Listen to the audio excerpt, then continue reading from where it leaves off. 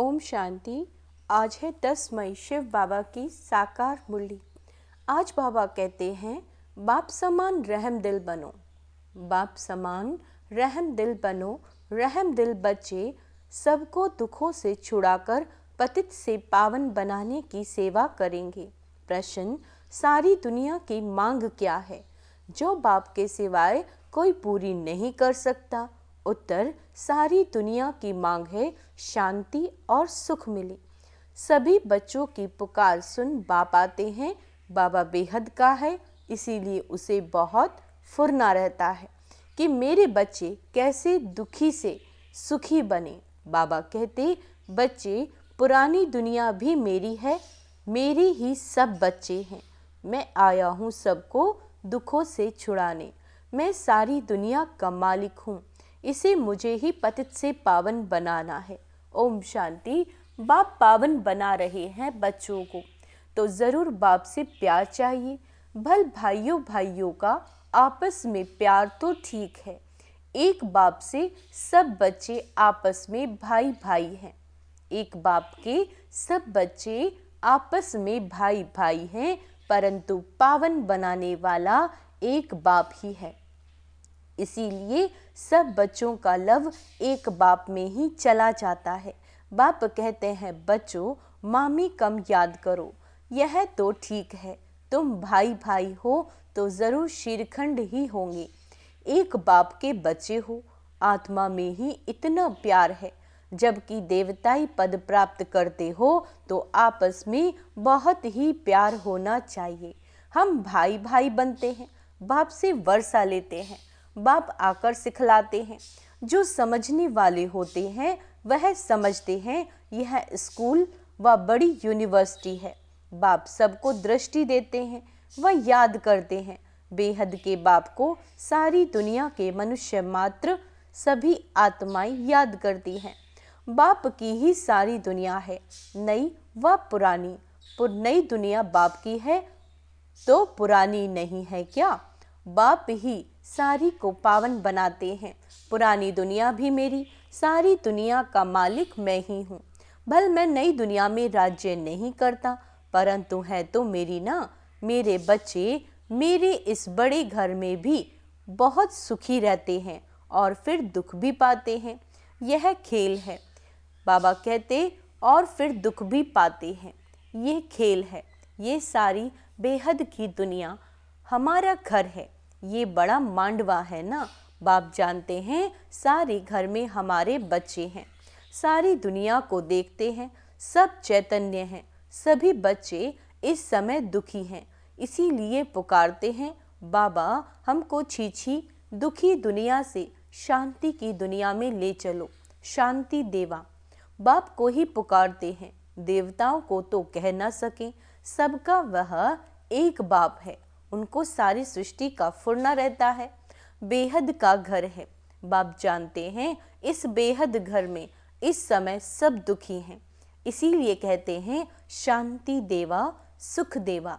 दो चीज़ें मांगते हैं ना। अभी तो जानते हो हम बेहद के बाप से सुख का वर्षा ले रहे हैं। बाप आकर हमको सुख भी देते हैं, शांति भी देते हैं, और कोई सुख शांति तो देने वाला है नहीं। बाप को ही तरस पड़ेगा, वह है बेहद का बाप। तुम समझते हो हम बाबा के बच्चे बहुत सुखी थे जबकि पवित्र थे। अब अपवित्र बनने से दुखी हो जाते हैं, काम चिता पर बैठ काले पतित बन जाते हैं। बाबा कहते, मूल बात है कि बाप को भूल जाते हैं। जिस बाप ने इतना उच्च पद दिया, गाते भी है ना, तुम माता पिता सुख घनेरे थे, सो फिर तुम अभी ले रहे हो, क्योंकि अब दुख घनेरे हैं। यह है तमो प्रधान दुनिया। विशेष सागर में गोते खाते रहते हैं, समझते कुछ नहीं। तुमको अब समझ आई। तुम समझते हो कि ये रौरव नरक है। बाप बच्चों से पूछते हैं, अभी तुम नरकवासी हो या स्वर्गवासी? जब कोई मरता है तो झट कह देते हैं स्वर्गवासी हुआ, अर्थात सब दुखों से दूर हुआ। फिर नरक की चीज़ें उनको क्यों सिखलाते हो? यह भी समझते नहीं। बाप आकर स्वर्ग की स्थापना करते हैं। तुम बच्चों को राजयोग सिखाते हैं। बाप कहते हैं, मीठे बच्चे, मैं तुमको यह नॉलेज सुनाता हूँ। मेरे में ही यह नॉलेज है, ज्ञान सागर मैं हूँ। कहते हैं ये शास्त्रों की अथॉरिटी है, लेकिन वह भी आत्माएं है ना, यह भी समझते नहीं। बाप का ही पता नहीं। बाप जो विश्व का मालिक बनाते हैं, उनके लिए कहते हैं ठिक्कर भीतर सब में है। व्यास भगवान ने क्या क्या बातें लिख दी। बच्चों को कुछ भी पता नहीं, बिल्कुल ऑर्फन बन आपस में लड़ते झगड़ते रहते हैं। बाप रचता और रचना के आदि मध्य अंत को बाबा कहते, बाप रचता और रचना के आदि मध्य अंत को कोई नहीं जानते। बाप अपना और रचना के आदि मध्य अंत का राज समझाते हैं, और तो कोई बता न सके। तुम कोई से भी पूछो, जिसको ईश्वर भगवान रचता कहते हो, उनको तुम जानते हो क्या? ठिक्कर भीतर में ईश्वर कहना ही जानना है? पहले अपने को तो जानो। मनुष्य तमो प्रधान है, तो जानवर आदि सब तमो प्रधान है। मनुष्य सतो प्रधान है, तो सब सुखी बन जाते हैं। जैसा मनुष्य वैसा उनका फर्नीचर भी होता है। साहूकार लोगों का फर्नीचर भी अच्छा होता है। बाबा कहते, तुम तो बिल्कुल सुखी विश्व के मालिक बनते हो, तो तुम्हारे पास हर चीज सुखदाई है। वहाँ दुखदाई कोई चीज होती नहीं। यह नरक है ही गंदी दुनिया। बाप आकर समझाते हैं, भगवान तो एक ही है, वही पतित पावन है, स्वर्ग की स्थापना करते हैं, देवताओं की महिमा भी गाते हैं, सर्वगुण संपन्न। मंदिरों में जाकर देवताओं की उपमा अपनी निंदा करते हैं। क्यों? क्योंकि सभी भ्रष्टाचारी हैं। श्रेष्ठाचारी स्वर्गवासी तो एक लक्ष्मी नारायण हैं, जिनकी सब पूजा करते हैं, सन्यासी भी करते हैं। सतयुग में ऐसे नहीं होता। तुम्हारा सन्यास है बेहद का। बेहद का बाप आकर बेहद का सन्यास कराते हैं। वह है हठ योग, हद का सन्यास, वह धर्म ही दूसरा है। बाप कहते, तुम अपने धर्म को भूल दूसरे धर्मों में घुस पड़े हो। अपने भारत का नाम ही हिंदुस्तान रख दिया और फिर हिंदू धर्म कह दिया। वास्तव में हिंदू धर्म तो कोई ने स्थापन ही नहीं किया है।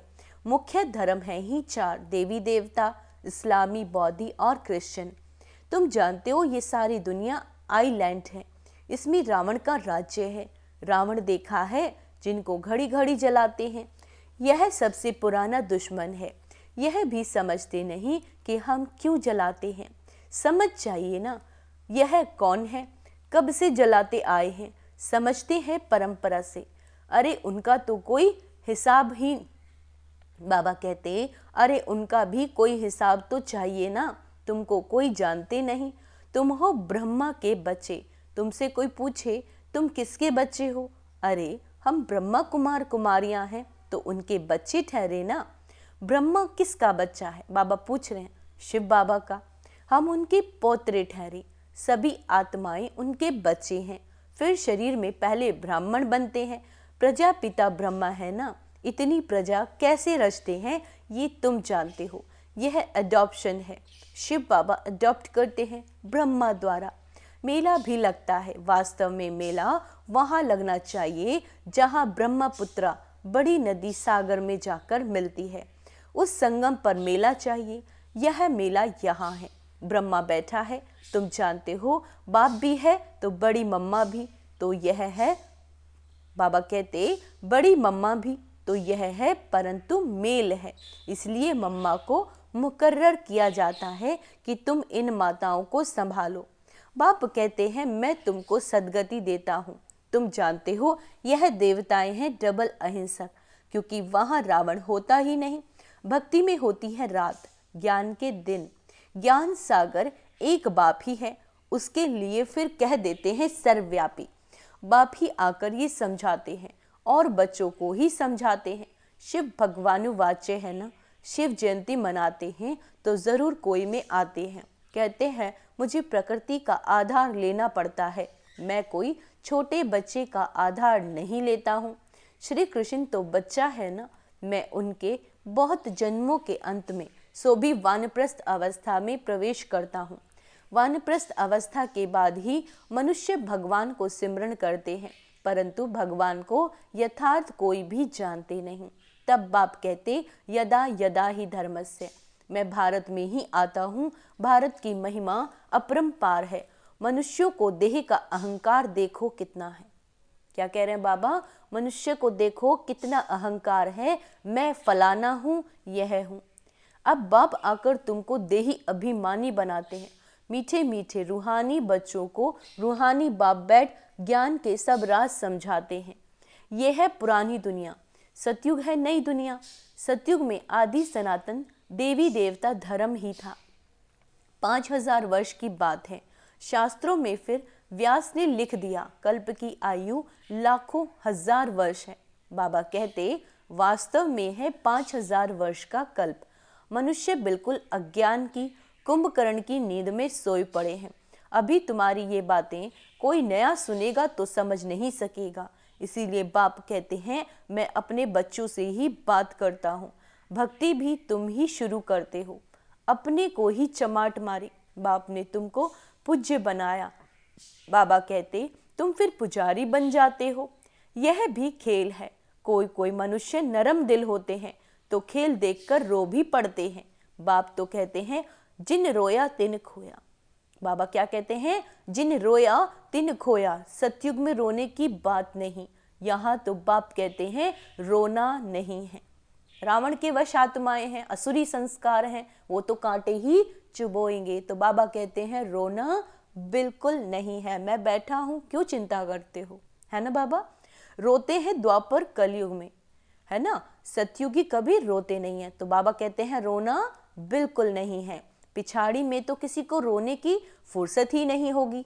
अचानक मरते रहेंगे, हाय राम भी नहीं कह सकेंगे। विनाश ऐसा होगा जो जरा भी दुख नहीं होगा, क्योंकि हॉस्पिटल आदि तो रहेंगी नहीं। इसीलिए चीजें ही ऐसी बनाते हैं। जो बाप समझाते हैं, तुम बंदरों की मैं सेना लेता हूँ रावण पर जीत पाने के लिए। अब बाप तुमको युक्ति बताते हैं, रावण पर जीत कैसे पानी है। बाबा कहते, हियर नो इविल। ये सब समझने की बातें हैं। बाबा